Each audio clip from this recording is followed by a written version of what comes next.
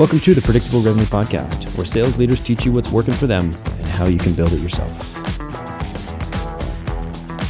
This episode of the Predictable Revenue Podcast is brought to you by our sales coaching and consulting services. Are you looking to create repeatable, scalable, and predictable revenue? We've helped thousands of companies grow their business with tailored expert advice backed by testing to ensure they establish the best practices that'll work for them. Head over to bit.ly/predictable revenue coaching to learn more. AJ, welcome to the show. I'm excited to have you on. Yeah, me too, man. Thanks for having me. I'm excited because we're in the same space, you with RevenueBoost, me with Predictable Revenue, but we're taking a little bit of a detour on the conversation today. I know you know sales development and cold email, but we're actually talking about community and specifically building authority, generating leads on community. So I'm really excited to have a different perspective on community from somebody in the sales and sales development space. Before we jump into kind of the meat and potatoes, can you talk to me about how you got into RevenueBoost? Yeah, for sure, man. So basically, how I first really got into sales, which has lots to do with how I got into RevenueBoost, was I worked for a construction company while I was in college for about 5 years. It was called College Works Painting. And I was doing, the first, I didn't know it was called lead gen, but it was lead gen, but it was really door-to-door telemarketing back in the old days, right? So I did that for 5 years and then really built a sales team. I got to manage a sales team with 20 people. I was still 23 at the time. I actually dropped out of school to do this. And I just really found a love for sales and marketing. At that time, though, I was really more interested in digital marketing, and this big construction company that I worked for, they were doing things very traditionally and not really catching up with it, and they ended up going kind of downhill, unfortunately. So on the side, I started learning about digital marketing, learning everything I could, learning how I could take my in-person sales skills and apply it to the digital world. And I started my first agency, which was called Magic Clicks. And this was an agency doing media buying, PPC, mostly worked for clients in financial services and also home improvement. I did that for a couple of years, but what happened was a couple of things. So first of all, during COVID, our business really crashed. Part of that was because we lost all our clients through COVID, but at the same time, me and my business partner split up. I was actually also a girl I was dating at the time, so it was quite a hairy situation. But we're all on good terms. But anyway, what happened was started the agency. We finally cracked that six-figure a year mark, and then COVID happened. Business partner breakup. I had to start over from scratch. Started with another business partner, and this time it was much easier to start it. We hit our first 50K month, I believe about 6-7 months in. And it was it was pretty awesome, and we had some really great clients. What happened was some other people started witnessing the fast growth of our agency. Some other people that were in similar communities, coaching programs as me, and they started asking me constantly about how do you sell, how are you getting clients, how are you getting leads, how are you doing cold email, all of that. And for me, I noticed in the 3 different businesses that I had to build, the construction business, the agency that kind of crashed, and then the second go of the agency, each time the common thread or the common theme was I always had a way to generate leads, and it was always through outbound, right? And for me at that point, at least at this time, before I started RevenueBoost, I'd been in sales or lead gen for 8 years or so. So to me, it was just, second nature to a point to go out and cold email, cold call, do sales calls, send proposals, all of that, right? But what I realized in the marketing agency community was that there's so many marketing agencies, people that are very creative, people that are very techie, and they don't know the first thing about sales, right? A lot of them are very introverted. Maybe a lot of them have worked at an agency prior, they know the skill they're offering to their clients, but they couldn't really build an agency. They couldn't really sell, right? So I ended up just kind of helping people for free because I just love teaching. I think it's a great way to learn is by teaching, right? And I remember I was on the phone with this one guy. I just hopped in he was struggling with the sales calls, and I was like, dude, let's hop on the phone. I'll tell you what to do. And we role played sales calls for an hour, and then he was like, man, this was amazing. Can I pay you for this? And I was like, you pay me for this? This is awesome. Teach you what I know, right? That's great. And that's why I discovered consulting, right? And I always had an knack for it. Actually, funny enough, I used to want to be a school teacher when I was young. But then my dad was like, you're not going to make a lot of money doing that, so don't do that. And now I'm kind of like a teacher in the business setting, so it worked out a lot better. But I really always enjoyed teaching and mentorship, especially when I had a bigger sales team when I was in construction. I really enjoyed the whole coaching and development aspect of it. So anyway, long story short, I helped this guy. He was my first client. I probably charged him a stupidly low amount. It was maybe $1,000 a month. I didn't care. I was just having fun, and I was just doing it as a side thing. But then after getting asked more and more and getting more referrals, I was like, wow, there is a need here. First of all, I think sales and marketing education in general is really lacking. I think it's kind of hard to learn. You can go online and you can learn like you can learn accounting, you can learn other things about business that are more linear and step by step but I feel like sales and marketing, it's abstract to a lot of people. And unless you've done it, you don't really know it. And it's so different in every industry, right? So I noticed specifically in the community of marketing agencies, which is the first business that I built after I left my corporate job, those people really lack. So I started RevenueBoost to just teach sales and marketing strategies and processes to those guys. And now most of our clients are agency owners running like a creative agency, marketing agency, some sort of consulting business. And we help them with outbound lead gen sales. And now it's evolved to like other aspects of business coaching too. We help them with operations. But that was kind of how it started. It was really very organic. I stumbled into it. I didn't know what I was doing. But I knew that I could teach people things that they needed. And then I realized just kind of a huge market opportunity. Super interesting. I've run campaigns and sequences and we've had customers in the agency space. I always found it one of the most challenging verticals to find customers for. Any sort of people-based agency, including like outbound agencies, every competitor is going to say, we have the best people. We have maybe a process we wrote about. How did you find that experience trying to sell? And I'm not trying to get you to throw clients under the bus. We all know it's challenging. What was your experience there? So you mean you found difficulty landing agency clients or landing clients for them when you were running their campaigns? No difficulty landing agency clients. Everybody wanted sales. They wanted growth. They wanted meetings. It was the struggle was like trying to find them customers. Yeah, definitely. I'd be curious what your perspective on that as well. But what I noticed, what I would imagine is because your business, you help them with the lead generation, the appointment setting, all of that side, right? I think for a lot of these agencies, they struggle with a lot more to the sales process than just getting leads. I think they come to agencies like us and they're like, I need meetings, I need leads, that'll solve all my problems, right? If I send more leads, everything would be perfect. But the thing is, since our business has transitioned to more coaching consulting, we've started to really get in and optimize their offer, their positioning, their messaging, their sales process, and found a whole boatload of other problems, right? So the thing is like, the tough thing about the agency space, and it's definitely still work in progress. It is really hard for some of these guys to break through, but I think the tough thing about the agency space is that it's becoming very commoditized. Like everybody and their grandmother has an agency because it's a low barrier to entry. And it also became like this trendy thing like 5 years ago when Ty Lopez started making all these Lamborghini and bookshelf videos. I don't know if you just saw that, but that was all over the internet. But anyway, Ty Lopez had this famous video a while ago of like him showing up his Lamborghinis, and also there was bookshelves in his garage. It's pretty weird. It's funny. But if you look at it, you'll get a good laugh. Anyway, he started a business. He was the first guy to make it cool to start a marketing agency. He made a video saying the best way to make money in whatever 2016 back then is to start a marketing agency. So we kind of hopped on the trend early, and that really blew up. And a lot of people since 2015, 2016 started creating marketing agencies. So since that has become very saturated because it became this like trendy thing, and there was a lot of people selling courses on how this is the best business you can start from home, right?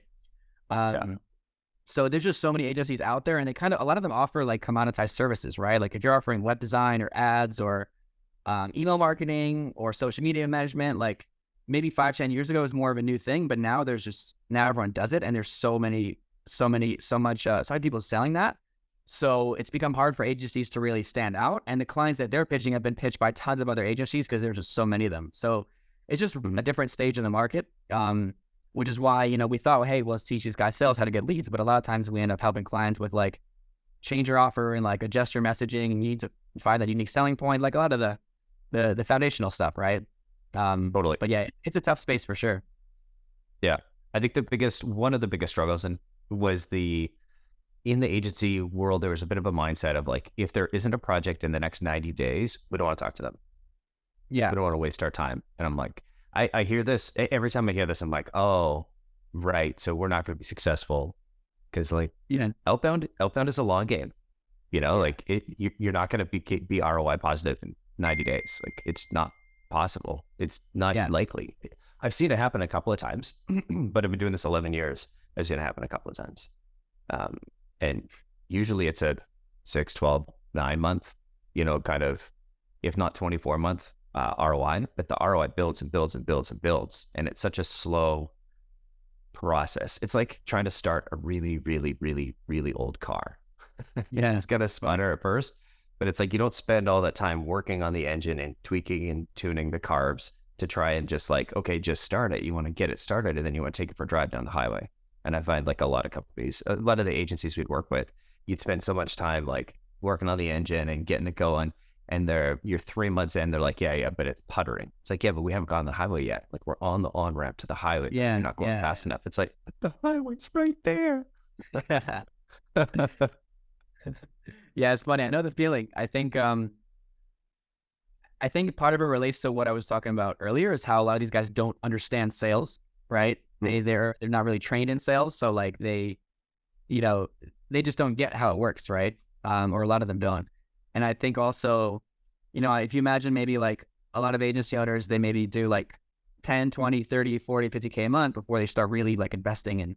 So they don't have a lot of extra cash flow, right? So I feel like for those, for a lot of those six-figure agencies, they kind of need to make it work, in a short time, which is not really the right mindset to. But the funny thing is, a lot of those agencies that say that to your team, they're also doing ads for their clients, and they're telling their clients, "Hey, wait, we need to get more ROI. Like let's wait longer." So it's kind of ironic when you think about it, right? 100%. So I know you started an outbound agency. I know you know outbound and sales development, all that. Talk to me about where early growth came from with RevenueBoost. Yeah, so a big part of our early growth actually came from our Facebook community, which I'm really excited to dive into today. But when I started RevenueBoost, when I saw the trend and saw a lot of people in my space that needed help with sales and marketing systems, at first I just smashed outbound right away with, it was mainly LinkedIn DMing, LinkedIn and Facebook DMing. We didn't launch cold email yet at that point. And that's how I got the first 5 to 10 clients. From there, then we actually decided to launch the Facebook community because the whole time I've been, doing like direct response sort of lead gen, and I was always been curious about content and community. So, after we got the company started, I really wanted to, I knew that I wanted to build RevenueBoost for a while. It was the first thing I did where I knew like this is going to be a long-term thing. So that's why I looked into building a community around it. But yeah, first few clients came from just straight up outbound. And then we actually built the Facebook community. But what happened was, we were able to hit our first 50K month it was our 4th or 5th month in business. And that was because of the community, but not just because we opened up a Facebook community, because we had a really solid plan to like we had a very planned process to launch the community and promote it from the beginning, which we can talk about in a few. But first growth came from outbound, then came the community, but then we started to blend our inbound and outbound, right? Because I know people that have like groups with 20, 30, 40,000 members on Facebook, and they don't make as much sales as we do with our group of 4,000. And it's because you need a process to monetize the group, and to basically we outbound-ish like DM every single person in our group. So yeah, it's nice. We've used this community as a place to give us like really warm outbound opportunities at the same time as it being like a content engine. So outbound and community has been the main leverage for growth, or the early growth. Super interesting. I'll be honest. I deleted my Facebook account a while ago because it every time when it went on there, it was never a happy experience. It wasn't like anti Mark Zuckerberg, and that he was around in Cambridge Analytica, but it wasn't. I don't think it was because of that. It was like I just don't get any value out of this, and so if I delete it, I won't check it anymore. It's funny. I actually never used Facebook much myself, or not even that somewhat much social media to begin with. Like I love social media for business, but like I don't, even before I was using it, I almost never went on it like at all. But yeah, Facebook, the only time I go on Facebook personally as well is usually because I'm looking up, like there's a lot more groups now and like business influencers and people I learn from. So I go on it a little bit for that. But prior to looking as a tool for the company and realizing how powerful it was, I never was on it either, because it was kind of just a lot of like politics and like other garbage too, Yeah, I mean, I think it's been shown that it's only the most incendiary stuff that gets bubbled up, and I'm like, I'm kind of allergic to it. Like I just don't. Yeah. I got a diverse group of friends and family that's all over the political spectrum, and I'm like, I don't want to see you making terrible comments on things that I don't really care that much about, Yeah. So it's like, easier to hit the delete button. So I'm curious, why the Facebook community? Like, I understand, I think a little bit, maybe start with like, instead of why Facebook, why community in the first place? If you're not a real social media person outside of work, why start a community inside? Yeah, I think part of it was because at the time I had learned that it was this new feature on Facebook that Facebook was really promoting. So whenever like a social media platform cares a lot about one thing and they're always adding new features, they're going to get more visibility from it. So that's kind of what started me down the rabbit hole. But then I just realized like the value of community. Like community is such a powerful thing in general. Mhm. And, since I wanted to Revenue Boost to really be a long-term brand, I felt that we have to have a community, right? Like, I just know it's just going to be a way to stand out.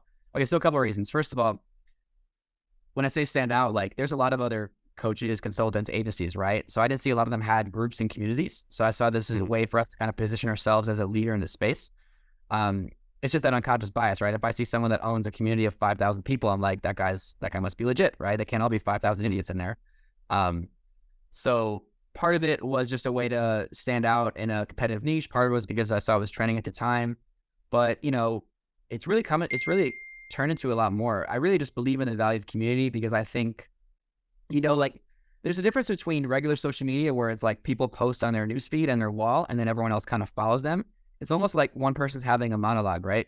But in a community, it's almost like everyone's all in the same group and you get to get really close to your followers and your prospects and they get to get really close to you. And it's just this really engaging experience that just is it just absolutely trumps what you would get on a regular, LinkedIn following, Twitter following, Instagram following. We do all that too, but honestly, everything we do on these other platforms, we try to funnel all that audience back to the community. So there's just a level of engagement and warming up leads that happens in a community more than like anything. And I think a lot of it too is, we all like crave community, right? Like communities have been around for tens of thousands of years, before there was even cities, there was communities, right? So I think it's something that we're kind of like drawn to. And I don't know, I think there's a lot of inauthenticity with social media. People are kind of getting sick of that, right? And I think community is like that sliver of hope, right? It's like people can always get together in a group, a Facebook community, a Slack community, a Discord community, and like have the more authentic experience and kind of be able to interact with an influencer. And yeah, it's also just turned into like a giant pot of leads. Like that's really what it is. We give value there. We do lots of trainings, lots of cool stuff that we give to people, but it really just, it turns into this like giant thing of leads that just grows and grows and grows because it has this exponential effect, right? Like I might not be very likely to tell you, oh, follow this person, right? But if I'm in a group, I feel more a part of that group and I'm with my tribe of people, right? As a member. So I'm more likely to tell a friend about a cool group I'm in or a community if they're kind of fitting that same tribe rather than like just the tons of different people that we follow on social media, right? So it has this exponential effect of people inviting each other. And also it's like, part of it as well was a lead magnet. So, and if some of these things I'm saying, I thought of before, some of these things I kind of discovered along the way, but part of it was also as a lead magnet, right? So, we have a high ticket offer and we don't have any low ticket offers yet. We're starting to release some low ticket courses, but back then we just had this like, $7K, work with us for 4 months. We'll coach you on your whole business, your sales and marketing, all that. And we did have a way for people to really interact with us and like see if we were legit before spending $7K. And a lot of people, they don't have that trust factor, right? And unless they get on a sales call, but some, nowadays people are just more skeptical to even get on sales calls, right?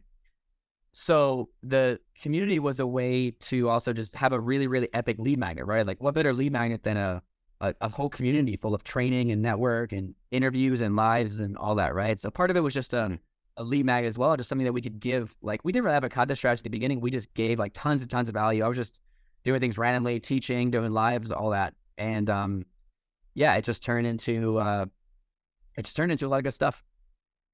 Awesome. That's super fun, man. I love the, I think I remember like a sales book I read long time ago and it said like value first, value first, value first. And yeah, I didn't really understand that because I was like, I just was hired into this role where I'm supposed to sell some stuff, which is definitely not adding value. And I'm a very entry level kid. So how am I going to add value to my customer who is a senior person? And so it's interesting to see like how you got there. I'm not saying you were a kid. I mean, you're 8 years into it. Kind of similar range as when I spent 10 years in sales before I jumped into PR. So really interesting to see how you kind of got to that value first. We had a very similar motion with with inbound and the book and publishing a lot of content. We're definitely not as good on the community side, but I think we've got a reasonable following of people that follow us on LinkedIn, the podcast, SEO articles, things like that. Really interesting to compare and contrast. And I think the speed at which you've done this is really cool. I know I totally agree with you about when a social media company is launching a new feature, tons of attention on it. You get a lot of focus, lots of eyeballs. Do you think if somebody, so should somebody still start a Facebook community today, or is all that extra attention juice gone? And then if so, who should be thinking about starting a community? Yeah, that's a really good question, because I wouldn't recommend a community for everyone, but if it is something that would fit for what you're doing, it's like an absolute game changer, right? Um, I would say, so people have been asking me, is Facebook group saturated? Because nowadays I get invited to a new Facebook group like every day on the platform. So you'll see it is starting to get, people are catching notice of it. I don't think it's too saturated. I don't think the juice is gone. Facebook's even added a bunch of new features to groups in the last few months. So I think they're still really prioritizing it. But yeah, I mean, like if I go search B2B sales or agency growth, there's going to be a lot of other communities, a lot of other groups that we're kind of competing with. But, it's just a matter of kind of I don't think it's such a bad thing when something's saturated, because that just means there's demand, people that want it. You just have to figure out how can I fit here and be different or better than everyone else, right? So unless it's oversaturated, but I don't think it's at that point. I mean, Facebook is just so big and it's still growing and growing. So I think it's going to be here for a while. But I think regardless of like Facebook, you brought up a great question about how it's about community, not just the platform, right? So I think if you're going to start a community, think about like what is the best platform for it. For most people, it's going to be Facebook. And I can share a little bit about why I chose Facebook. But it could be Slack, it could be Discord, it could be anything really. It's just saying there's just different pros and cons. I mean, if you want, I could talk a little bit about why I chose Facebook over the other platforms. Yeah, I'm curious. Yeah, so I also run another community now that's a Slack group. It's actually a pay thing. It's like $97 a month. But that's something we started recently. The main community is still on Facebook. And what I've learned from actually doing both now is that the benefit of a Facebook group is that you're leveraging Facebook and their traffic, right? So like I went to, I traveled for a month during the holidays as my first time visiting the US in 4 years after being gone so long in Asia. And I was pretty, not so great about keeping up with content, right? I definitely like slacked on that side of things. And looking back, I should have just wrote a month's content before in advance and had my assistant post it all. Anyway, I wasn't posting for a while, but the group was still growing every day. Part of this because of that referral nature, but part of it is because when you launch a community on Facebook, you get the SEO of it, right? Like there's a search bar in Facebook. So people are searching things and they can see your community, right? Which is really powerful. So when I started RevenueBoost, we didn't have a brand. I didn't have a personal brand because, like I said, I was always in the outbound world. I only kind of just got into content the last year and a half. So I was like, okay, let me go at least where there's traffic. And also, Facebook has all these really cool features. Like you can go live, you can have chats, you can host a course in the group, you can have an option for people to book a call and explore your services. So there's also a lot of cool features behind it. But mainly, I just wanted to go where there was traffic because I wanted to grow quicker. Like if I was to start a Slack group first, it would only rely on me people inviting people to a Slack group. And here's the other thing, right? Everyone uses Facebook. So not everyone, most people under like 90, but most people use a Facebook group, right? Most people use Facebook. So it's not a big ask for me to say, hey, join my Facebook group because they're probably on it, right? But if I'm saying, hey, join Slack or Discord, you might be like, what is that? And now it's another barrier to entry. I do think the benefit of a Slack or a Discord is that it is more unique. So like I said, I get invited to Facebook groups a lot. But if someone's like, hey, join this private Slack community, it's more like catching my attention, right? It's usually a smaller group in like one of those private platforms that is kind of more engaged. Like for our coaching clients, we put them in a Slack group. We don't put them into Facebook. But yeah, there's just the pros and cons for both. So it kind of depends on your goal. But in terms of like maximizing traffic and being able to leverage that, the free leads you'll get from Facebook's SEO, then, for most people, I say it's a good fit. Love it. Yeah, I've been in a few Slack groups and I haven't seen, I got one that's probably a pretty good example, but I find Slack for content is not very good for content sharing. It's good for like discussion on what's happening now, but not for like if I want to go and search something or if I want anything to be there forever. Slack is very much temporary, especially if you're not paying for people's license.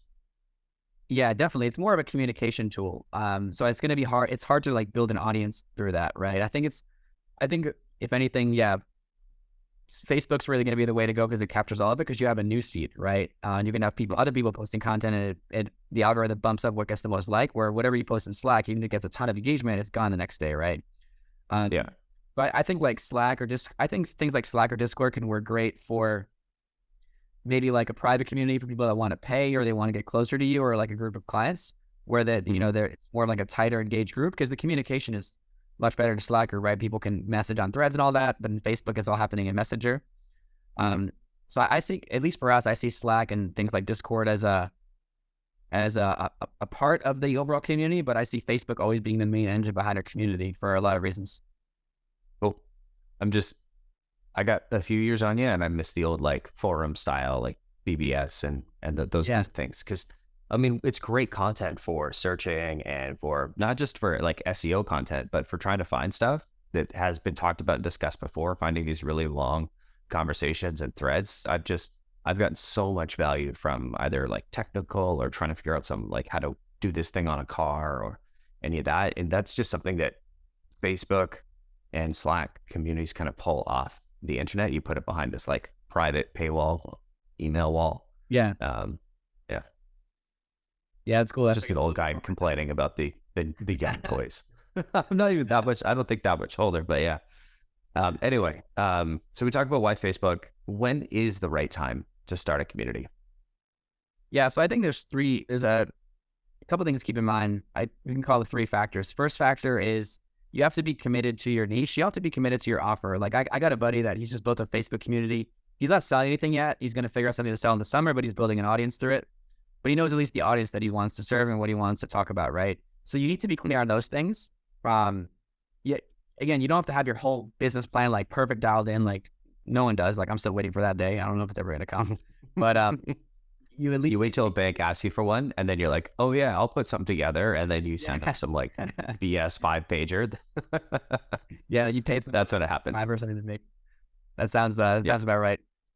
Yeah, I would say like just so things don't need to be perfect, but you need to be committed to your niche. Like when I started RevenueBoost, this idea was in my mind for years, even though I kind of stumbled into it. Like I'd always wanted to get into consulting and having like an education company, especially because for me, I dropped out of college, right? So I firsthand had to learn everything through like the internet and self-education. So I'm very passionate about that. But I was committed to my niche. I knew that like I was going to be in this area for a while, even if I pivot my offer, right?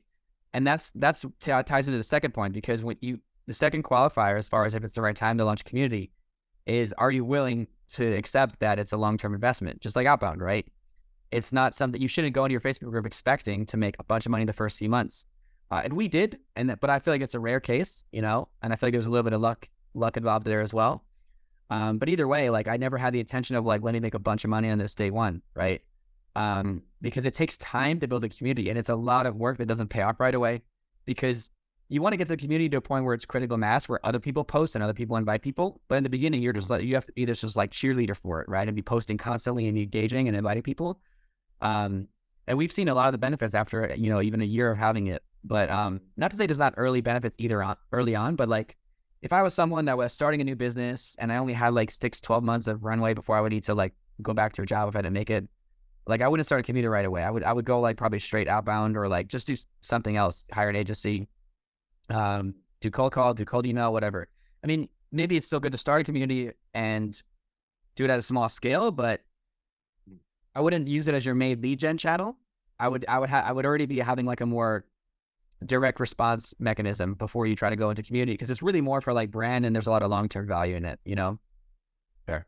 It's maybe one of those things that if you are thinking about starting a company, you could start the community 6 months, 12 months ahead of time. And that's something you could be actively working on and kind of building up that audience. Or I know we've got a lot of salespeople listening. If you're in sales and you're going to stay in this one particular niche or sell to this one particular set of customers, building your own community over time, I think community could be the new Rolodex. What are your thoughts?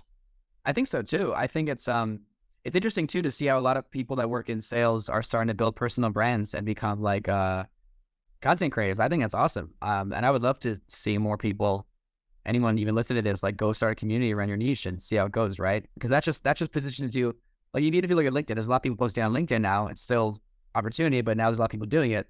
Less people having communities and groups, right? So I think it's even another way to really enhance your personal brand. But yeah, basically the main idea is that, whatever you're doing with it, don't expect to make money from it right away. So if you want to do it before you launch a company, or you can do it when you launch a company, but just don't rely on that as your only source of leads, because it will take some time to kind of get your footing, But I think I've noticed a lot of SaaS companies that are building communities around like their product or like what their product is about. And I think that's really cool. So, yeah, it's interesting to see how a lot of SaaS companies are jumping on that train. But yeah, like you said, salespeople as well. That would be like if I was a salesperson and I knew I was going to be in the same market for a while and I didn't see anyone else having a group about that market, then that would be a great one. You'd have like unlimited job opportunities if you had a popping community, in that niche. Totally. Yeah. Could you imagine negotiating for your salary and like your comp plan? And they're like, well, what do you bring to this? I'm like, well, this community of like 4,000 of target buyers. Yeah. Oh, got it. Yeah. And I'm the only one doing it, right? Like I'm the only person in this community. And if you're the only person having a community, you could just say it's the number one community, right? It is, right? Yeah. For this very specific niche, people with plants and lights and sunlight in their background. It's like I'm the only one that's got a community for that. I wanted to zoom in on kind of the early days. So if anybody's thinking about it, like how did you get that community started? I know you said it took a lot of legwork. So tell me about like what specifically were the things you had to do? Yeah, so first I had to really kind of just establish how the community like looked and felt and kind of what we wanted, goals of it, what we wanted to teach inside, kind of who we wanted, right? So just like if you're starting a business and you're thinking like, what value do I want to provide? What do I want to sell? What do I want to target? I kind of went through the same process with the community, almost thinking of it like its own little business. Once I was clear on kind of what I wanted to do, then we just had to start the community, learn how it works, so learn all the features inside of Facebook, learn how other people are doing things, make it look pretty. So we had a cover photo. Actually, cool thing was we had a really crappy looking cover photo, but then there was a designer in the community and he's like, I love this community. I made you this cover photo and we still have it to this day. It looks really fantastic. Yeah. That's super cool. I know, right? But it's funny. There's been people that just created random things for us because they love the community. And it's like, someone even created an AJ Casada fan page. And I was like, okay, this is too much. Like I'm starting a cult. I need to get rid of this. I'm going to find this. It's on Instagram. You got to look at it. Actually, speaking of lead gen, that's the coolest lead gen thing I've ever heard of. This guy made an Instagram page for me with 50 posts. And I was like, okay, I'm definitely taking a meeting with this guy. No way. It was like someone trying to sell to you. Yeah. I mean, he didn't even really ask for a while, but I ended up asking him. He created this. He's like, man, thanks for this community. I made this. Actually, no, that's when I reached out to him. But at first, someone on my team sent me this. They're like, hey, there's an AJ Casada fan page. And I'm like, what are you talking about? I didn't even have a personal brand until 6 months ago. And I looked on Instagram and there's like 50 posts designed for like the AJ Casada dash fan page or whatever it's called. And I had to reach out to that guy. It's hilarious. Found it. You found it. Yeah. That's great. I know, right? And I was like, dude, why didn't you try to like outreach me and try to sell me? Like, why did you just create this? Like, so now I started telling him like how we could use this to get other clients for it. But we ended up buying design services from him too. So that was cool. But that was one of probably my favorite community stories. That is amazing.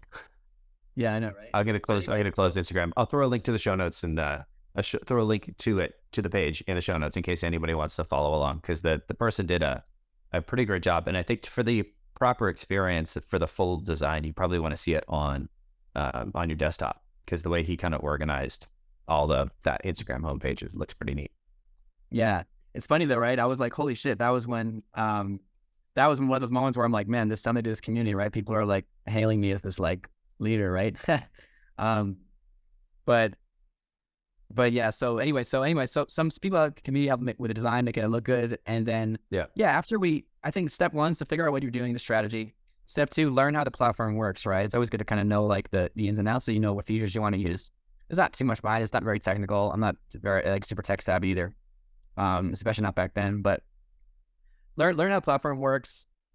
Make it look nice, right? So like if you're using a Facebook group, right, which I'd say most people here, that's gonna be their best bet. Then you want a cover photo, you want a welcome post, you want a description about the community that's optimized with keywords, because again, Facebook has its own form of SEO.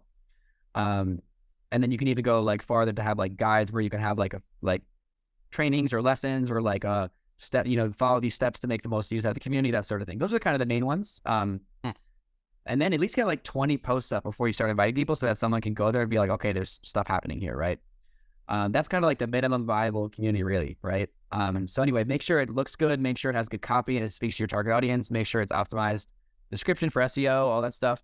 Picking the name is really important. Picking the name and the cover photo is what shows up when people are searching for groups. So that's an important decision. So our community is called B2B Sales and Marketing Secrets for Agency Owners.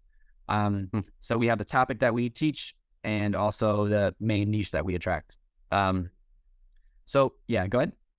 Oh, and I think that's a really important piece. Like we couldn't do this for a general service where it's like we're trying to attract all these different buyers in agencies and construction and manufacturing. Would you say one of the, like, this is just an observation, but it sounds like one of the reasons why it was so successful is you're just targeting people in the agency space. So you can have a very specific conversation about their business. Yeah, I would say yes, you want to be specific, but it doesn't have to just be the industry. So if you wanted to make a community about outbound, you might get all types of people coming in, right? So at least it's a specific topic, right? So it could be a specific topic or a specific niche. In our case, we had both, and I do think, yeah, having this specificity of what we're teaching, it's a hard word to say, specificity of what we're teaching, and the specific niche, calling it out, was what helped us get a lot of that natural traffic, or organic traffic from it. But yeah, once you at least have the community established and you've chosen your name. Oh, and another thing too is I went out looking at all the other people that were in my niche or in similar niches and just looked like, how did they make their group? What are the trends, right? Usually I saw people had a welcome video.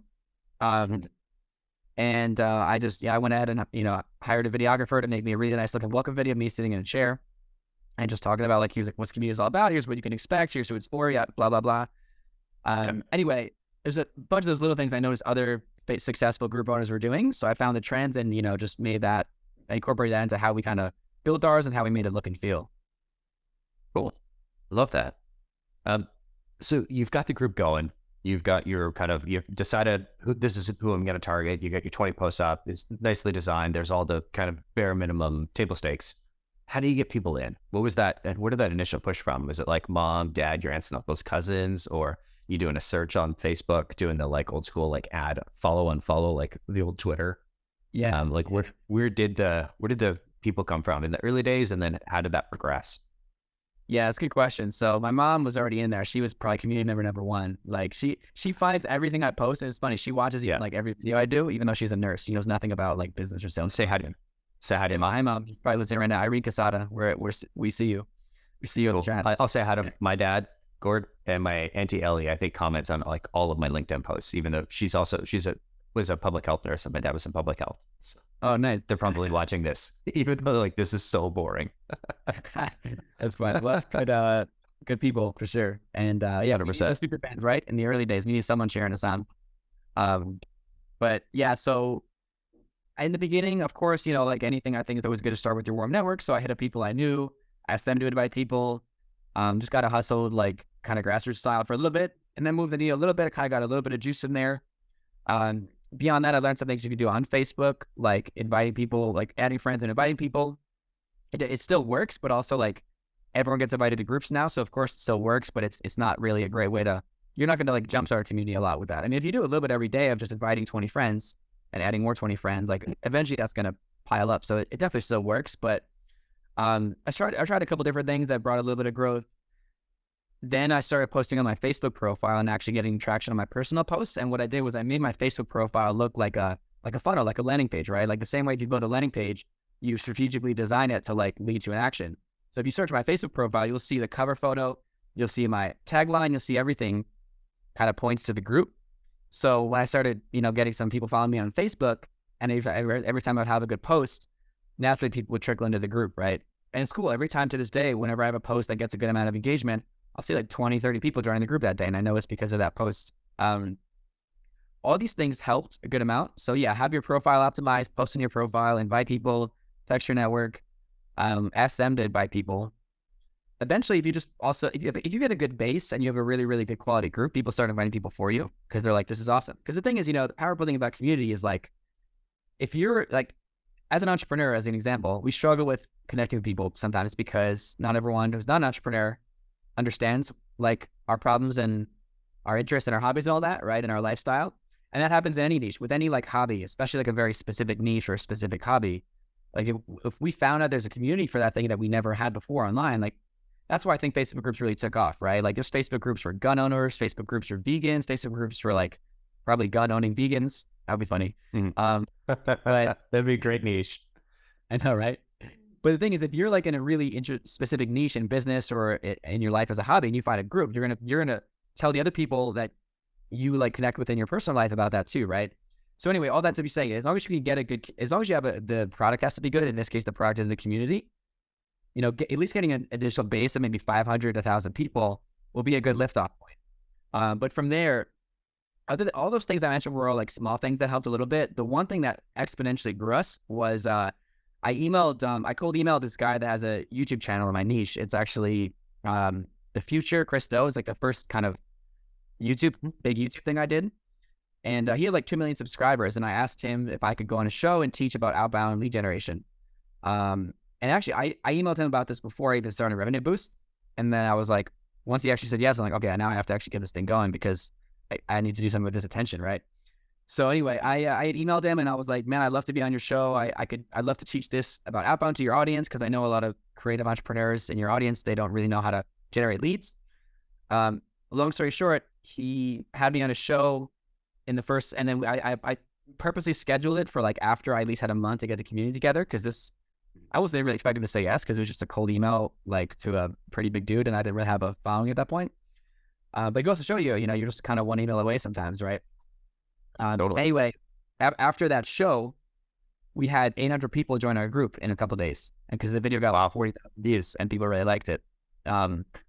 So yeah, that was when I was like, okay, I can grow the community I can grow the community faster if I just find other people that already have an audience bigger than mine and see how I can give value to them and their audience. But the thing is, you wouldn't just get 800 new members if I just went into the YouTube video. The thing is, it was all like orchestrated. Remember I said before, like before we launched the Facebook group, we had kind of a whole plan behind it. Not much of a plan, but enough of a plan. But the big part of the plan was let's use a couple influencers and have them promote it, right? So I went on this guy's YouTube channel, and at the end of the YouTube video, I said, hey guys, if this was helpful, I have a free course for you all. On B2B prospecting and sales. It's in my Facebook group. So I didn't say come to my Facebook group. I said, I have this free course, but you have to join my Facebook group to get it. So I basically threw out a lead magnet in front of that, live video. And then I also said, hey, comment, I want the course or something like that in the YouTube video. That would be tons of people commenting, which boosted the YouTube video a ton as well, because there were just more and more comments. So anyway, I basically just gave people this like gated resource that I told them to go in the group. And that was why we like exploded after that. And then after that point, it just was really growing fast because when a community grows fast on Facebook, then it's going to start getting shown up more in the newsfeed and everything kind of builds on itself. It starts to take on a life of its own after a point. Nice. And so those 800 people that you got from that one hit, and then that was when the momentum started tipping, the rock started rolling downhill. Yeah, exactly. That was the one thing we did that like really gave us a huge boost in our community size, and it got us over the hump because I think like somewhere around like 1,000 members, there's something different happens. And close to like 1,500, 2,000 members on Facebook, you start to get a lot of other content creators and people posting in the group, and it starts to take on more of a life of its own. So like getting the first 1,000 or 2,000 members is the hardest. Because the thing is, you can't just have a community where there's one person posting, otherwise it doesn't feel like a community. So you have to like really push through and do something to like get over that hump really quick, so that you can have like an actual community and a lot of other people sharing stuff too. Right. So that was huge. Yeah, that really helped us a lot.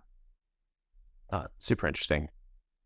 I appreciate the kind of growth, just sharing the growth journey. Numbers aside, I'm curious, once they're in, how do you keep that alive? Because so many of the groups and communities I'm a part of, crickets for the most part.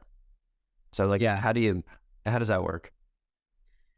Yeah, I think, I'm curious if you mean crickets by the audience or crickets by the admin of it, because I've seen both. But I think a lot of people start a community. Yeah, go ahead. Both, right? Oh, yeah, totally both. I have some where it's like the one person that's just trying to push the big rock up a hill. And then I have others where it's dead. And maybe there's a couple of people that like, I'm in a bunch of Slack communities and like people only use them to like message me that they're not confident they have my like cell phone number. Yeah. Yeah, it's funny. So yeah, I would say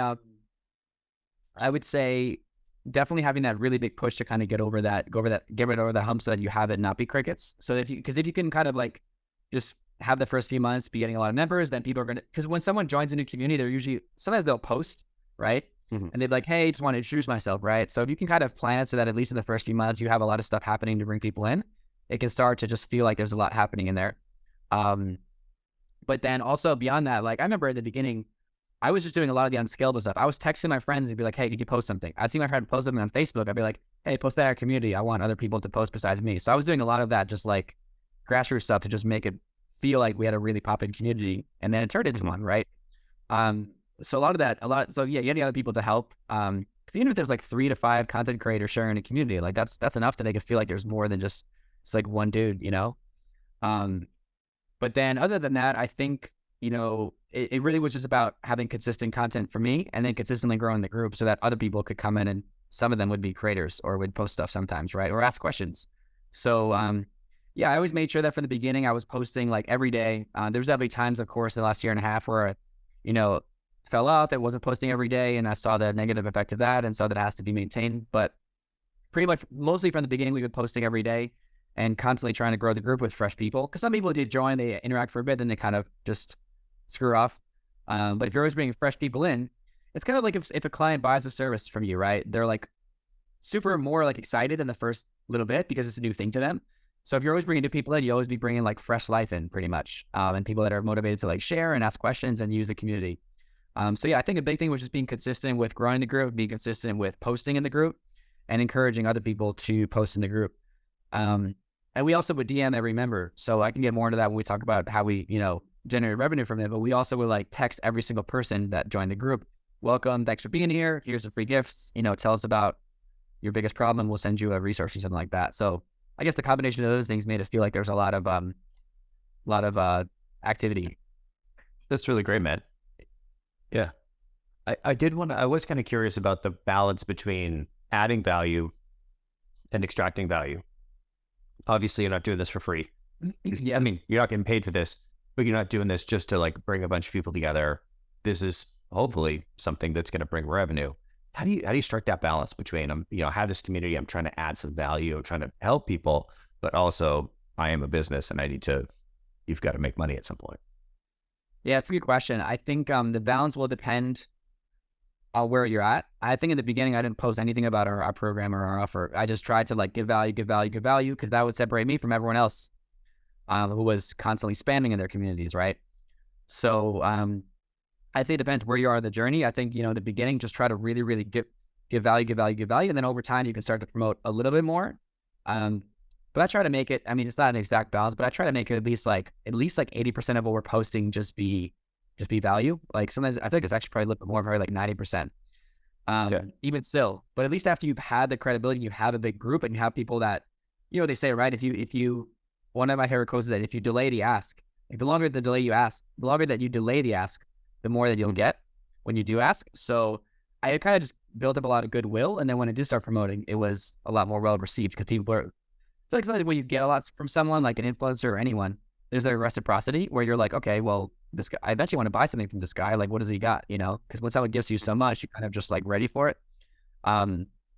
So yeah, I would say in the beginning, just focus on building value so you can get more people in, right? And kind of earn their right to sell. And then you can sell a little bit more later. But really, like, you don't have to sell at all in your content or your community. Like we rarely do. Like the only time I actually ever post about our offers is when we're doing a promo. Like right now, our price is increasing at the end of this month. So we're giving everyone almost every day in the group, we're saying, hey guys, our price is going up in this many days. Book a call if you want to get in before it becomes more expensive. So the only time I really promote is when we're doing like an actual promotion. And I don't really like doing it, honestly. Like I kind of curious what would happen if I just never ever promoted and it was only posts, because the thing is, people actually will still like be people that especially have that need or that big glaring problem. They will reach out to you. They will at least check out your Facebook profile or your website and kind of find their way into your funnel, right? So like even without promoting, you'll still get people that'll want to look into what you're doing, right? The other thing too, though, is that even without promoting at all, or we're with promoting as minimal as we do, because we really don't like actually promote our stuff that much, we DM everyone, right? So you can kind of do all the promotion and all the selling in the DMs. You can have a community where like every post is value and it's all just like giving. But then in the DMs, you direct message people and you just ask them, hey, what are you doing here? Would you come here to learn? Qualify them a little bit and then see if you can invite them to a call. So we created the system where every single group member gets a message, all the ones that look qualified to us. And because we can generate revenue from that on the back end, we can we don't really have to promote at all at our community. How frequently do you do that?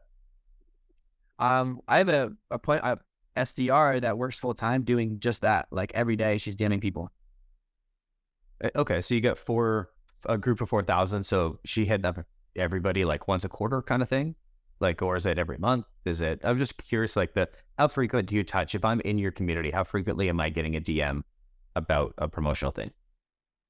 Yeah, well, the funny thing is that we really don't just DM people randomly to sell. We DM everyone, so everyone follows the same customer journey. Where as soon as they join, they get DM'd with a welcome message, and we just have a little bit of a chat to learn more about their business, see what they're doing, see if there's any free stuff we can send them. Like, hey, I saw that in the group questionnaire you wanted to learn more about whatever creating offers. Well, you should go over to this video in the group, right? So it's a little bit of like kind of that community management and customer service feel, but it's also at the same time we're seeing if they're a good fit to work with us, right?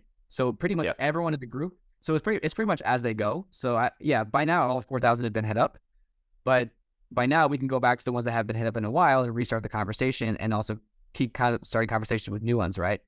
Because if you do just DM everyone and you're like, hey, we have this offer, most of them are just going to be like, get out of here, right? Because on Facebook there's a lot of people now with groups and DM people. So every time someone gets a DM from us, it starts off as a regular conversation, and then if we find an opportunity to sell, then we do.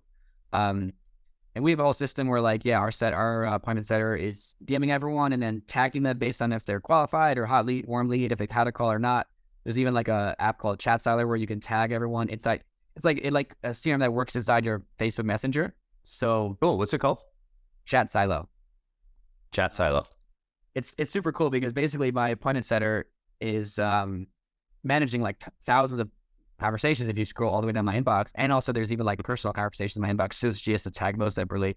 So anyway, the way that she makes sense of like who's where in the process in the funnel and who's a new member, who's not, is by tagging people. Awesome. And yeah, we just kind of created this process for like DMing, welcoming, qualifying, and booking calls for anyone that joins.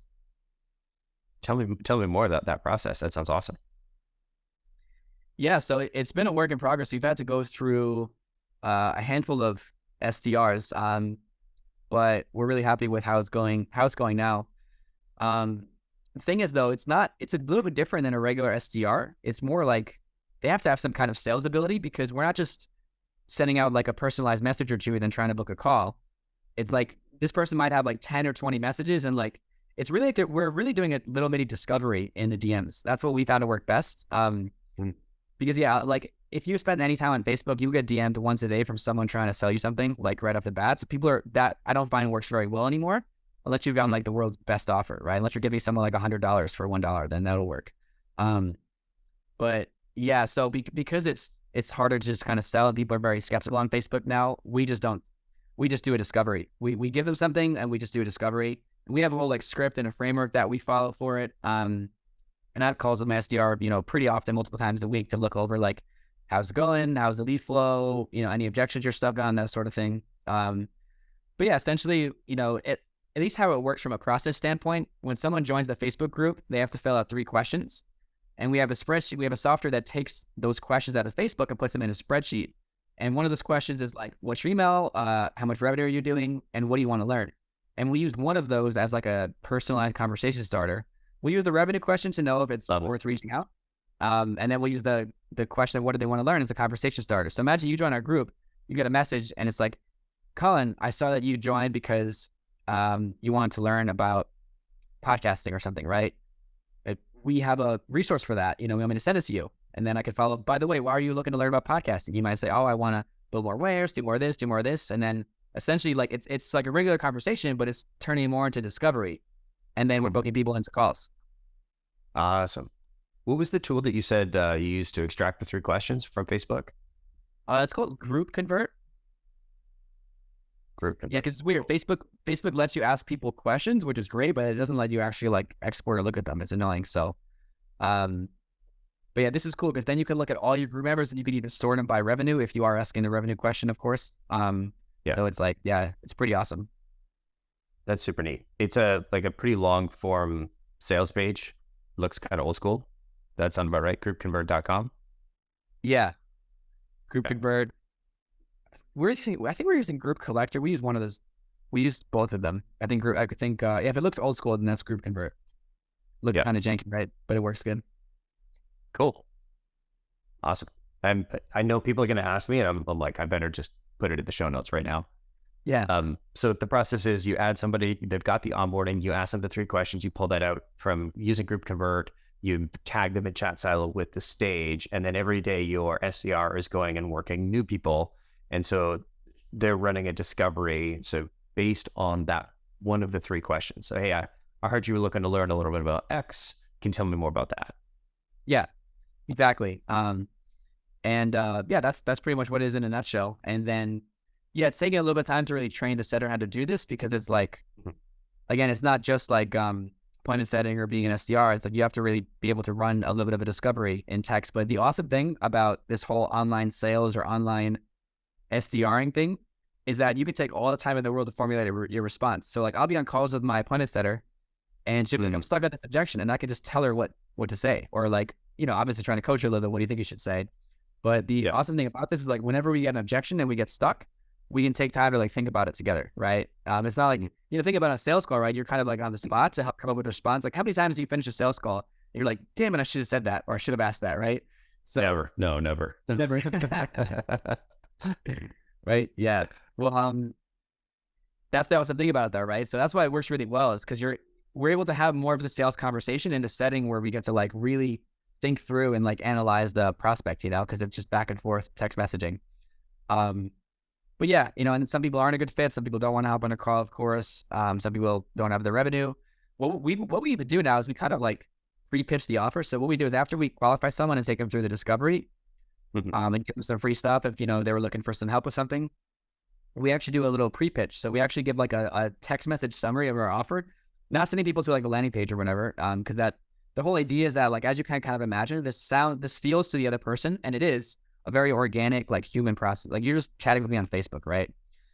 So we try to, in light of that, when we actually go to tell them about our offer, we give them a little like summary of our offer and like the main outcomes, the benefits. And then we say, do you want to get on a call to explore them more? And they might even ask the price, and we'll tell them like the price range usually. But the cool thing about this is like, imagine booking calls with someone that's been in your group, followed you for a while, had a discovery already in the DMs, and they've even seen the components of your offer and what the price range is, right? Like those calls are just like as warm as it gets, So what I love about this is that, yeah, it just, and this is what I'm trying to see how we can replicate with straight outbound. Cause like the one of the best things that the communities and, this process has helped with is just getting really, really warm qualified leads. And now like when we're doing cold email, LinkedIn outreach and stuff, I'm like, how can we still do the same thing there? So we're trying to test some other things there, but, yeah, I just love that. Like the sales calls are so much easier. Like they're just so much easier when someone has that authority and trust. It's like the group and the direct message process of doing discovery. It just does like a lot of the selling for you, and it gets the right people on the call, right? So like, we're the quality of our calls are much better than they were before because people have went through this process, right? AJ, thank you so much for sharing. This is a really, really interesting process. I've taken a ton of notes. I'm really excited to go try it out. For people that are listening are like, I just got to see this group. Can you share the link? I'll throw it in the show notes. Yeah, I'll show you the link. If anyone's listening right now in their car or whatever, it's B2B Sales and Marketing Secrets, where you can pull over and join it right now. Colin will probably have it. So B2B Sales and Marketing Secrets. And you can also friend me, my personal profile on Facebook, AJ Casada. Friend me on LinkedIn. I'm pretty active there too. But yeah, we'd love to see you guys all in the group. But AJ, thank you so much for coming on the show. Thanks for having me, man. It was a blast. Right on. And see everybody next week.